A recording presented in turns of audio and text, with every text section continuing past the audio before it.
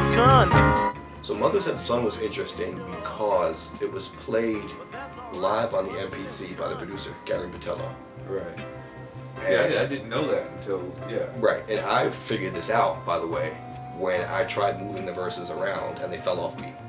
Yeah. You know what I mean? So the only way they would stay on beat is if they were left exactly where they were recorded. Right. I couldn't say, okay, you recorded yours first, let's try moving yours to the second verse and the third verse. If I tried that, it fell off the beat completely. Right. Which made me realize, okay, this beat is not looped with the computer, he's actually sitting there playing the beat live.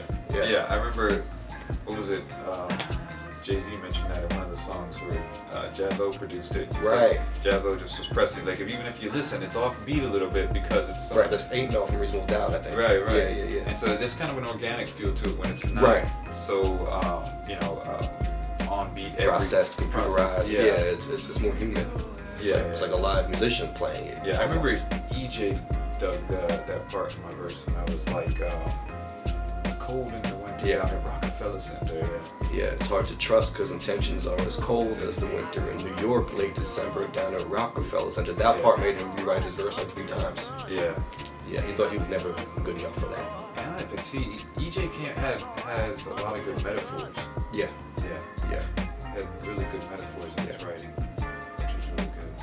He said he's locked up as a 17-year-old man with 30-year-old kids. Yeah.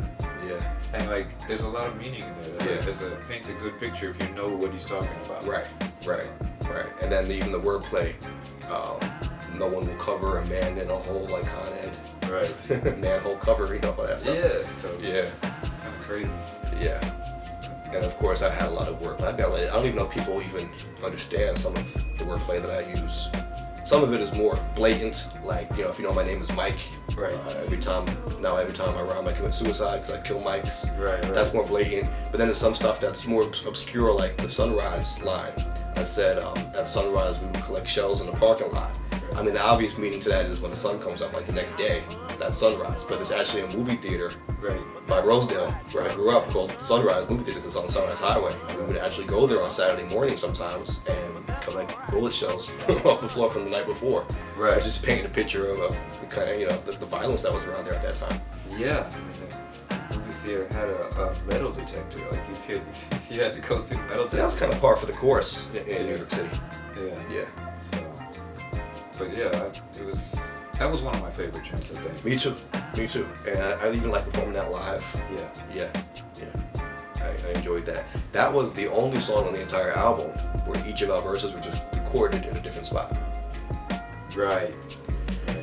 And it's, in today's day and age, even 2009, you have an album with 3 rappers on it.